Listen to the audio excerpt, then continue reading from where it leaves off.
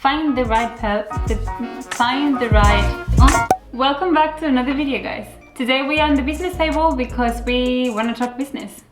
Exactly, it's a van business talk, and we want to share with you the process of finding our van without having any idea about cars or vans. Yeah, which was pretty much us.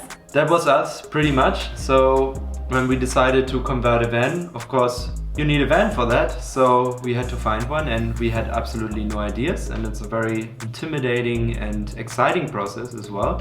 And we thought we'd give you some insight on how our search went and what we learned from it. Yeah, some steps to follow when choosing your van, what to look for, or what the process looks like. So I think this video could be quite good if you're just thinking about starting your own conversion and you have no idea where to start. Sit back, we're going to provide you with some information now.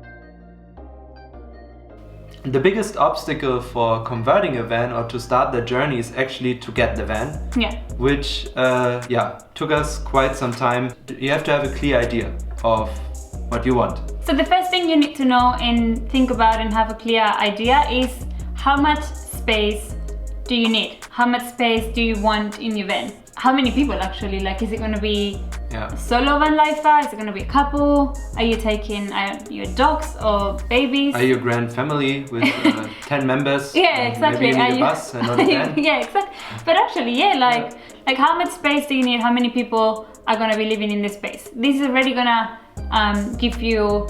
Actually, it's going to remove a lot of things, and it's going to give you a better idea of what you need to look for. Smaller version of the vans, the extended one. Do you need a minibus?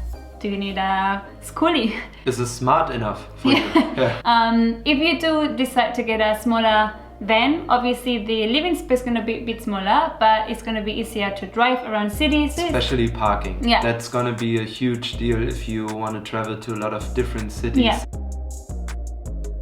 Next point is the budget, which is very important before you go out checking for vans, because some brands might not be in your price range, might be not available for the budget that you have in mind. That also happened to us. We wanted to get one of the big brands like Mercedes or Volkswagen, but we realized after quite a while of research that for the budget that we had, that was around 10,000 euros. It was not an option. It is very tough to find one.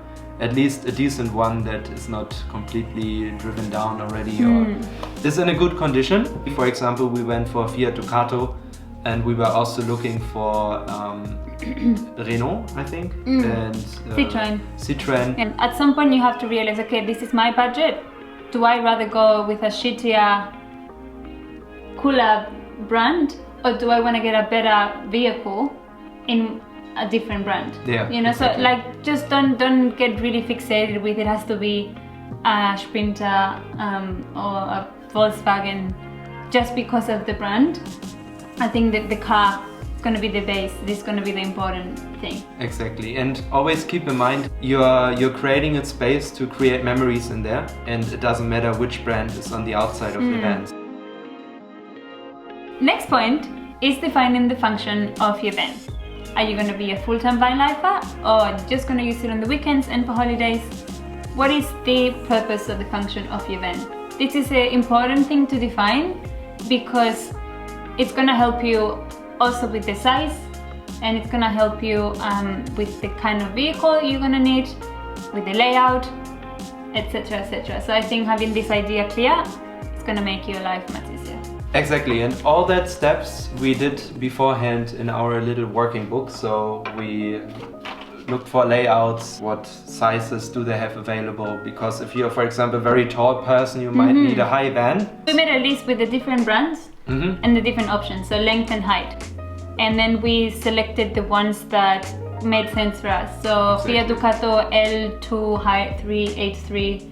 As we said, if for example you just went for the weekends, maybe you don't even need to stand in your van, you know, it really depends. For us, for example, we want to live full-time in the van, so being able to stand up is key. And actually there was one website that was super helpful for us. We're gonna link it in the description below, where you can find different models and the height and the length. So, and I would say once you have your purpose, your size and your budget, you can start looking. You're ready to go. Whatever you are, you might have these websites as well where you are able to filter your search, and already this is gonna give you a much reduced selection, so you can filter the brand, the budget, kilometers, etc, etc. So stage 1 is finding the van. Stage 2 is going and checking out the vans. And for this we also have some tips for you. If you find a van that looks attractive to you and you want to check it out in person, the first thing that you have to check is the overall state. So you go around the car, you see if there are any dents. Did this car or van, keep saying the car, but I guess it's a van. Have any accidents? Are the doors working? All the buttons are working? So very obvious stuff, I would say. Yeah. You just look at the overall condition, maybe also check. Go around a couple of times. Exactly. So checking the outside for little things is important, but of course the one we're always looking for, rust. We want to make sure that there's no rust inside or outside. Of course it's not the end of the world. You can get rid of it, you can treat it, but the less you have to do, the better. Yeah, the less rust, the better. Yeah, at least in the visible parts. Of course, if, for example, it was our case, the car was before a working car and they put all these walls and floors and stuff, it's not going to be a possibility for you to rip them off there and look behind them. So you don't really know what's going to be behind the walls, but at least in the parts that you do see, look for rust. Try to see that there's not much of it. And of course there can always be a bad surprise. You lift the floor and all of a sudden you have a lot of rust. We were lucky, in this case we didn't have almost any rust. And another one that I felt like you have to do it because you look like you know what you're doing, but we actually didn't so much. Check in the front of the car. So open the front and where the engine sits. Yeah, so you where the open, motor is. And you know, take a light with you and just make sure that it doesn't look really bad. So that there's no rust in the connections, that they don't look broken or rotten. I mean, also depends on what kind of car you're looking at. We're talking like second-hand. Yeah, second-hand and maybe already some years in usage. Yeah. Of course, if you have someone with you that knows, then probably they can give you a better detailed thing to do. But for us, it was just to make sure that everything looked correct. Yeah, just get as much information as you can, and even an untrained eye might spot some things that look a bit weird or not good, and yeah, just try to minimize the chances of getting a crappy van at the end. And we were also recommended to look on the floor, so where the van is parked, just have a sneaky look underneath and see if there's any stains of oil or liquid, which probably means that the car is leaking somewhere. So yeah, just have a quick look under the car and see if there's anything that looks fresh, because this is probably not a good sign. Especially when the car was parked for a while, and so be careful that everything is fine there. We come to the more technical part of choosing the van, is how many kilometers does the van have? It pretty much also depends on, of course, what your budget is. Normally, the less kilometer, the more expensive it's gonna be, because it means it's been used less. Exactly. So just make sure you find something good in your price range. What I've been told is that such working cars, because vans are normally designed for logistics, for transports and long distance driving, that they should do 500,000 kilometers. But if your budget is limited, you might consider to take a car that has more kilometers down, especially also if it's your first van conversion and you plan of not having the van for decades, then this might be an option. Why not? It really varies, because it could have been a delivery car that is 2 years old only, but it's got a lot of kilometers. Or it could be like 10 years old, but they haven't driven it so much, so the kilometers are... Yeah, so knowing a bit of the history of the car also would help. Definitely. And I would say for a used car, not too expensive, I think around 100 and 200,000 kilometers for us was more or less the search, our search limits. Our car had 150,000 down. And if possible, you get a car that still has the car book. So the history book of the history car. book. So it normally has if there's been an accident in the car, or if they've changed major pieces of the car, where the changes have been done, if it's been in the house, the dealer house, or like the main house, the brand. That's very important actually. Because if you take it to, I don't know, a garage around the corner, maybe they used the wrong pieces, or they did the chip. So anyway, this book would give you all the information of what's happened with the car. So we did, for example, visit some cars in dodgy, remote places, and of course, for example, we did find a really good deal. We thought of a car, but there was no history. They had no idea what the car did before, who owned the car, what the car was used for. And for us, this was a no-go really, because you just don't know what's happened. It's a really big risk. So the more information you can get and gather, the better.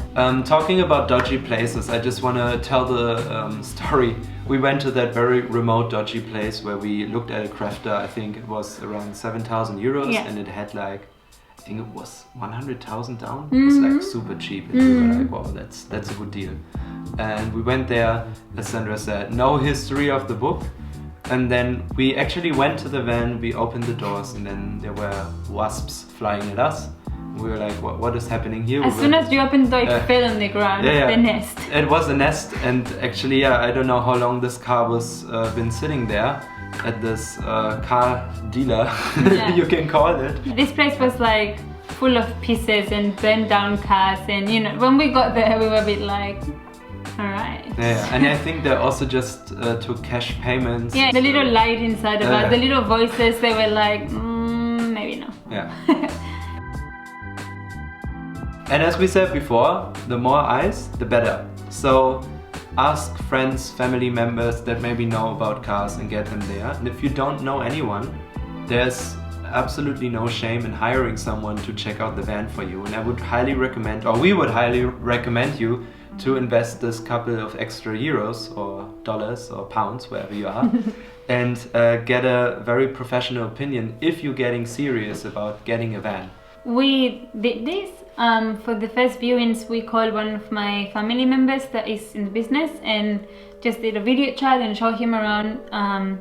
Gracias, Luis. Yeah, we showed him around and he could give us his opinion. But of course, the final decision, we brought a friend that offered his help and had a final look with us in the car. And he is an expert. Yeah. He knows exactly what he was doing and looking at.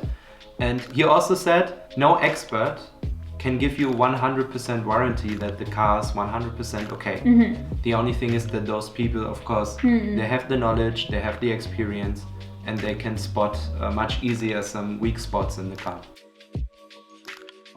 And of course, we already mentioned this, but the overall feeling of when you go into the place with the car dealer or the person, if you, I don't know, buying from eBay or one of these platforms, your gut feeling, you know, trust it. If you don't feel comfortable or something seems a bit suspicious or you're just not getting a good vibe, just trust that, you know. Find a place that makes you feel comfortable, that, I don't know, the cars around look good, even if they have any reviews online or on Google, that the reviews are good, and just gather the more information you can to make sure that these people are legit.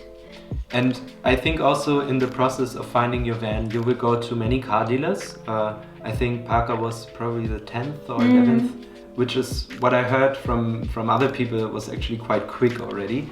You get a feeling of how a place is. For example, the last place where we actually also purchased Parker was a very legitimate place, good reviews online. We had a very good feeling with the car dealer.